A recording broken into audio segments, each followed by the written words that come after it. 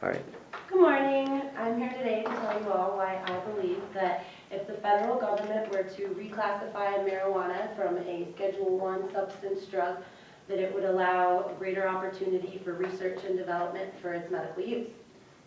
It's been used as a form of alternative medicine for thousands of years. It's been cultivated worldwide. It's recently been approved in 20 states, including Colorado. There's many historical documents indicating the use in ancient cultures and practices. It dates far back as ancient Egypt, and even Greek mythology refers to magical cure-all cannabis oil that when consumed can heal all. Evidence is also prevalent in some of the oldest medicinal texts. Marijuana was native to Asia, so there's a lot of evidence throughout Central Asia and Chinese traditional medicine, even in Europe, as to referencing the use of marijuana.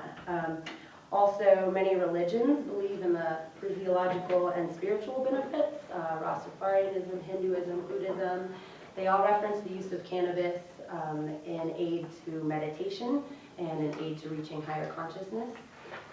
So it's been prevalent in our history, and it's been widely accepted until Congress, the American Congress, decided to make it illegal. It was pretty much accepted as a form of treatment, and a lot of people believe that it was mostly political motivations behind making it illegal. So anyways, there's a lot of reasons there that the legality has come into question, but the most convincing argument for medical marijuana is in addition to and an alternative to prescription drugs. The Center for Disease Control in 2010 released a report saying that over 48% of Americans are legally prescribed pharmaceutical drugs, and they estimate that even more, around 70%, use them regularly. So it's pretty clear that there's a good amount of Americans in our society that are dealing with some sort of life-altering ailment that requires some form of treatment. Most commonly, the treatment has been these pharmaceutical drugs that are prescribed to relieve pain, help with seizures, muscle spasms, nausea, central nervous stimulants, etc. And some of these medications have really awful side effects. They can range from minimal side effects all the way to extreme side effects like nausea, headaches, vomiting, rashes, dizziness, drowsiness, confusion, the list goes on. And a lot of times people are having to choose between suffering through their ailment and suffering through the side effects that come along with these drugs. However, 40% of the population does report using an alternative form of medication, and that can be meditation or like Native American healing, but a very common one is medical marijuana. It has been proven to relieve the majority of the ailments that prescriptions are provided to treat, as well as it's been proven to treat some of the side effects that come with prescription drugs. So in addition to prescription drugs, it can help mitigate some of the side effects that are caused. In fact, over 1/3 of the conditions treated by pharmaceuticals can also be treated with medical marijuana. There have been studies comparing the adverse effects from these pharmaceutical drugs and marijuana, and hundreds of deaths have been reported for the pharmaceuticals. As I said last time, 0 deaths have ever been reported for medical marijuana. We've had a couple people in our class tell us why we believe that these prescription drugs are not always the best answer. Another awesome trait of marijuana is the fact that it is made up of chemical compounds called cannabinoids. And the most common cannabinoid is THC. That's the one we're most familiar with. It is the psychoactive ingredient in THC. It gives you the stone feeling, the euphoric feeling, and it also has the side effects of increasing appetite. And so THC alone has been approved in capsule forms. A drug called Marinol is just a THC extract that is given to people who are prescribed drugs for cancer, and they have nausea and vomiting, and some of the only things that can provide help for that sickness that comes from their medication is the marijuana. It helps relieve their nausea.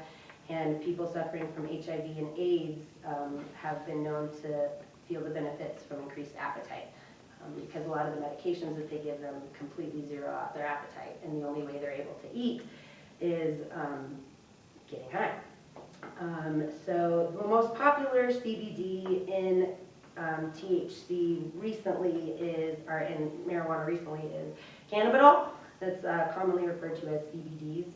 And the awesome thing about it is it doesn't have the psychoactive traits, so the people that aren't out there looking to get high, they're just out there looking for pain relief. They can steer towards certain strains that are more CBD potent as opposed to THC. And that has healing agents that help with a number of things. According to the National Cancer Institute, CBDs have been proven to have anti-tumor traits.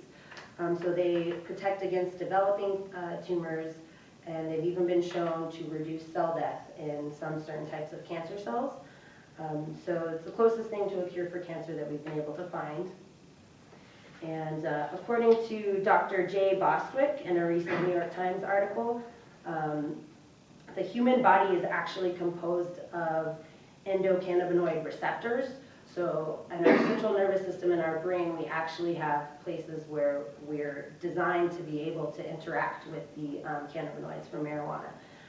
He says that the endocannabinoid system has a direct impact on the autonomic nervous system, immune system, and the endocrine system.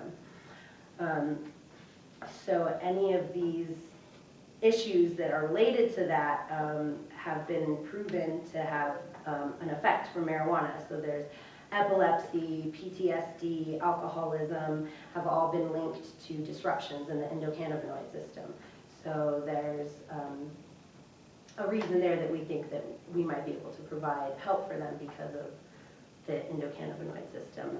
Also epilepsy, and last time I told you about the Weed Wars episode where there was an 8-year-old boy who is suffering from seizures every single day. He had a disruption in his endocannabinoid system, and no matter what type of medications they prescribed for him, he still had to stay in the hospital every single day. He couldn't go a full day without having a seizure. So his mom reached out to this medical marijuana advocate who had been doing all these CBD research, and after 3 months of treatment, he was able to go without a seizure at all. And he was almost completely cured and was able to return home and start to live a normal life again. So there's obviously a lot of research there that shows promising, results.